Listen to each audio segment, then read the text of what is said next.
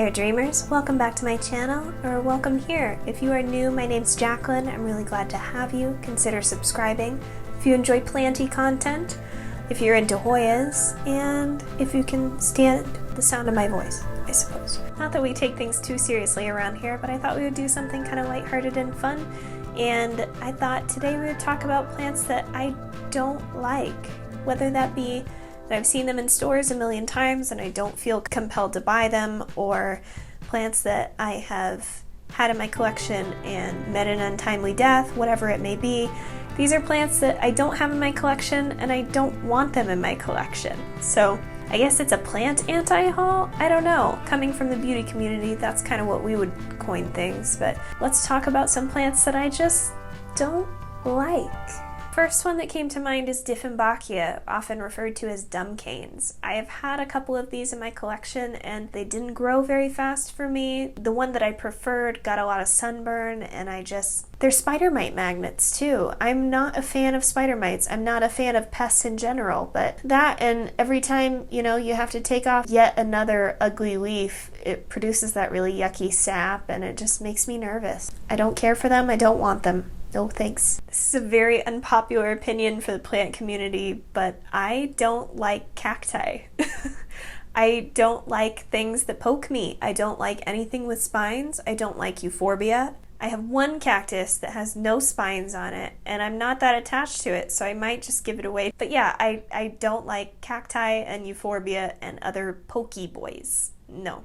Then we get into fern territory, and I have kind of a list. Bird's nest fern. Mine was really slow growing and I just gave up on it. Boston fern, which was my first plant. I really loved it. It's really good for the needy plant parent who doesn't mind vacuuming and misting, like on a pretty much daily basis, because it sheds all of its dead fronds all over the floor, which is really obnoxious. But when I had few houseplants and I wanted to be able to mist them all the time, a fern was perfect, like that's what I wanted. Once I got more plants in my collection, I basically started killing all the ferns because they're too needy. Tiger fern is also on that list. Been there, done that. Been there, killed that. And a heartleaf fern. Moving on from ferns, because clearly I could stand on that soapbox for an hour. One Peperomia, I think it's so ugly.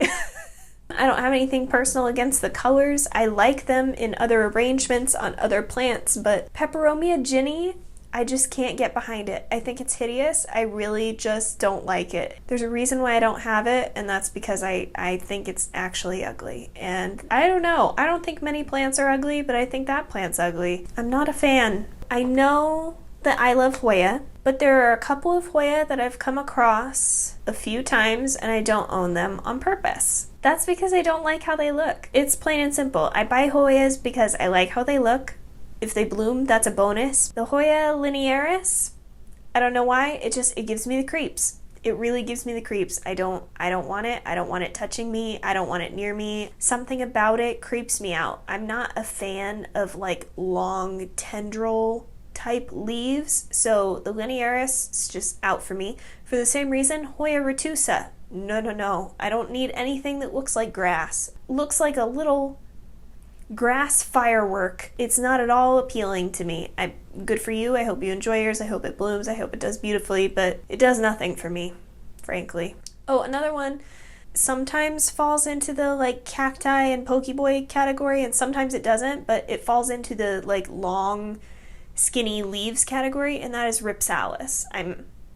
Nope. No. There's something creepy to me about like things like that are cascading. It like gives me the heebie-jeebies and makes me itchy. I'm not about it. Maybe I have a disorder, but I'm not about it.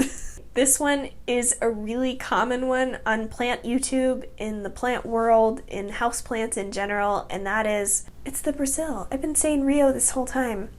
I really don't care for the philodendron lemon lime or the philodendron Brazil, because the Brazil reverts to lemon lime and I just think that color is sickly. I like neon pothos, but I do not like the like neon philodendron. Just every time I see the philodendron in that lemon lime color, it looks sickly. It looks like yellow, it looks like dead leaves. I don't like it. The last kind of category of plants on my list is upright philodendrons, and this is a very unpopular opinion as well, but upright philodendrons, I think of like the Moonlight, Black Cardinal, Prince of Orange, the kind of upright, more floor plant style philodendrons. I just really don't like them. I mean, I like to look at them, but I don't want to own one. They're just awkward and big. I don't have a lot of floor space that I'm just like, yeah, you know what I really want to put here? Like a plant that takes up 3 feet across. This is the only plant I have that's like that big, and it kind of gets squished against the wall as it is. So no. They say upright philodendron, but I feel like it's a bush. I don't need a house bush.